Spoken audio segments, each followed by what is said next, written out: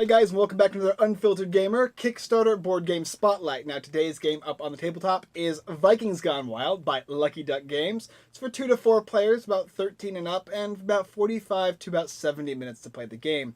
In Vikings Gone Wild, you have a basic Viking brawl that's taking place, and it is a very simple yet interesting new mechanic, deck builder. And let me go ahead and explain. Now first of all, here is the board, as well as all the different cards and all the different tokens and player boards. You've got your player resource cards here. Your basically tells you what to do on the cards, and you got player town halls. Everybody's going to get one of these guys.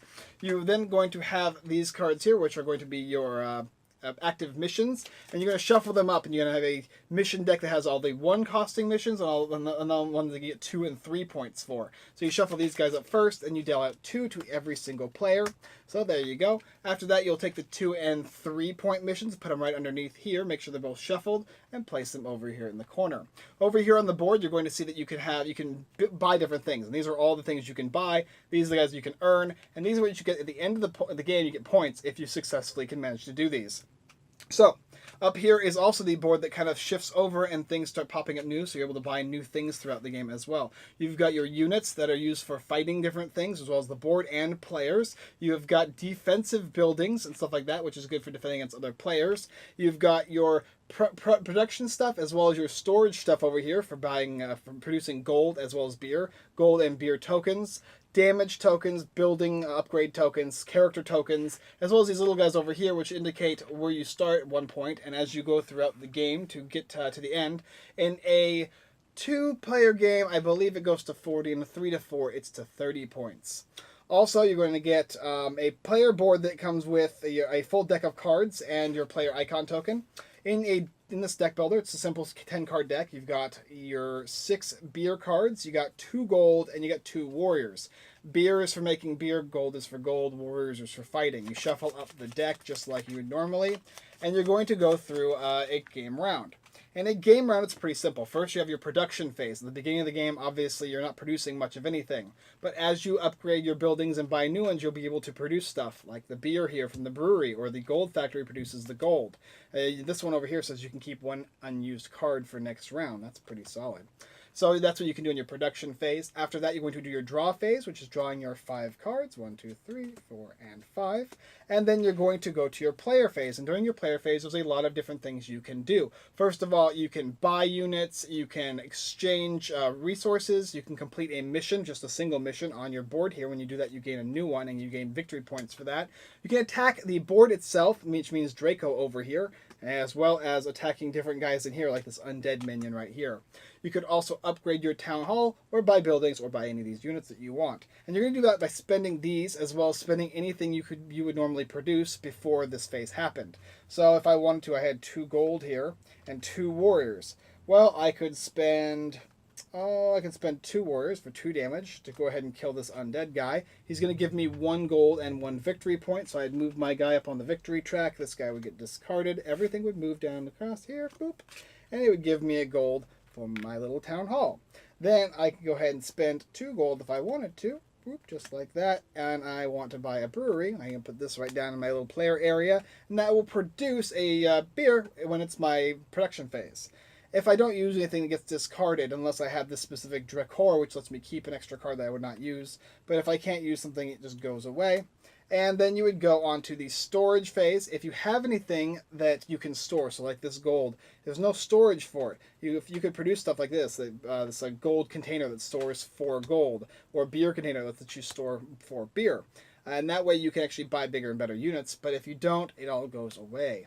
After that, you're going to go to the end of round phase, and that's basically the cleanup step, and let you draw, get everything ready again, and then you draw up again. Now, what's interesting about Vikings Gone Wild is a basic game that you probably tailed a little time, drawing the 5 cards, playing the deck builder, right? But fighting that board is unique, as well as getting these hero cards and stuff like that. Throughout the game, as you go up in points 5, 12, 20, you're going to be able to gain new special abilities, whether it's beer taxes or a Valkyrie, as well as Alvias. These are all like hero cards that do different things, so that you put them in your deck when you draw them. This one lets you do 3 damage plus draw 2 cards from your deck. That is amazing. So you have some really cool things like that. Also, the victory conditions the victory condition is the same game, the points. You get to 30 or 40 points depending on the game. But as you change up the game, they're going to have different things like King Pig for the player with the most Pigators. And you look around, where's the Pigator? Right here, which gives you 6 damage. That would give you 6 points at the end of the game. Or Defender, for the person who has the most defensive cards, you would gain 6 points at the end of the game. As well as these missions that you can do one of at a time. And as you progressively go through the mission deck, you can do one of these per turn. You gain points at the bottom of the card here, which will let you progress through the track. So you're going to be able to do that kind of stuff, as well as fighting other players. Now, when you fight another player, you're going to be throwing down your attack cards versus throwing down their defense cards. And if you come up ahead, you're going to be putting damage on their buildings, and you're going to score points based on how many buildings you attack. You attack one building 1 point, attack 2, 3, 3, 5, so on and so forth. And it also tells you a nice little handy dandy reference here on the different phases of the turn, as well as how missions work. So it's a really nice handy dandy little card. Shows you how you can gain points, and you get a lot of points for fighting in this game. It also lets you know that there is a trading in. You can trade 2 gold for a beer, 2 beer for a gold, and so on and so forth. There's a couple other things like that. As well as the fact that the missions are always changing, and as you get to the very end of the mission deck, you're going to be getting bigger and better mission cards to give you more and more victory points. So that's really cool. Also, upgrading your town hall is cool too. You can start using this to do different things. As far as the last one here, it says you have no building limits, and you get there's a certain like rule for building limits as to how many buildings you can build based on your town hall level. So increasing that town hall is going to let you build more buildings. Like for instance, town hall 1 is 3 buildings, and town hall 2 is 6 buildings, and then you have no limit at the last one, and you can earn 5 points for building this. So that's really unique.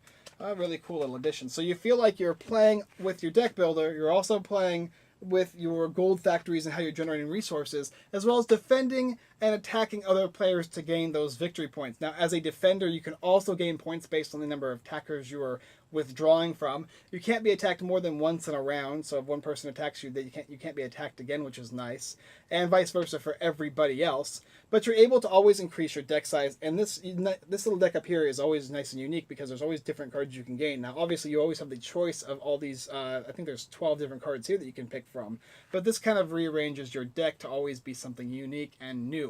Alright, so that is the basic idea how you play the game. Once you get to that certain threshold of points, you win. What do I think of Vikings Gone Wild by Lucky Duck Games? Vikings Gone Wild is wonderful. In fact, it's really cool that I was able to... I use this as my starting deck builder for a lot of people. Some people use... the older Tales Old Time games, they use... I can't remember the names right now. It's like blowing me out of my mind here. But, those older ones, right? Can't do it. Nevertheless, though, this is what I use as a gateway deck builder game because it's very simple to learn, very easy to pick up and play. I've gotten kids as old as the box says, 13 and up. I can get them to play this game pretty quickly. They just instantly grasp it. There's 3 different things you got. You got fight, beer, and gold.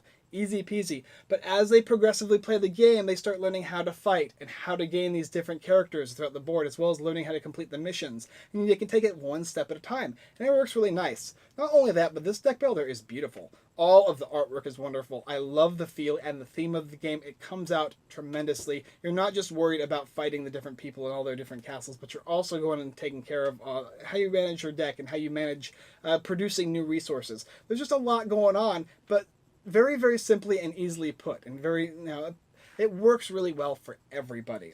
I also like how much replayability this game has. I have not seen a game that has played the same twice. Originally, when I first played the game, I thought defensive cards were not very useful, and I'd just go to it for the attack. And then I started learning really quickly as I started playing with more experienced players that the defensive cards can be very useful. To prevent your attack, you can waste a lot of your resources and time, and then they can gain a bunch of points off of your turn, which is quite amazing. Also learning about sometimes now attacking and defending is not all that important, as opposed to just building up your deck and that kind of stuff, completing your missions and going for these ending result cards that are going to give you bonuses at the end of the game. So super cool. But yeah, overall a wonderful game. I love all the different things they've included in the game, just things like the first player marker, the fact that they didn't have to add these little beer things in the gold. These are all just excellent. It's a well-produced, well-published game, and I thoroughly enjoy Vikings Gone Wild by Lucky Duck Games. So if you're interested, go ahead and check it out in the description below. Not only that, though, Vikings Gone Wild has an expansion that is currently on Kickstarter for the next 5 or 6 days. You should definitely check out that as well. I think you can probably get both games in the Kickstarter. I believe so. nevertheless, if you can't get both games, I'm sure you can purchase that as well as purchase the upgraded version on Kickstarter. It's really, I think it's going to be worth it, because adding more to this game is going to be great, because it doesn't include complexity, it just includes variety. And that's what I really like about this deck builder. Ascension, that's the deck builder. I remembered it. Dominion, dang, that's how you do it anyway. But yeah, definitely check out the Kickstarter stuff like that going on right now. I'll have a link in the description below as well for that. So do go check out Vikings Gone Wild. They are wonderful. I'm already going to back this game. So that's my seal of approval right there. Please go ahead and check out both this and the expansion content currently out. And once again, guys, as usual, I look forward to seeing you next time.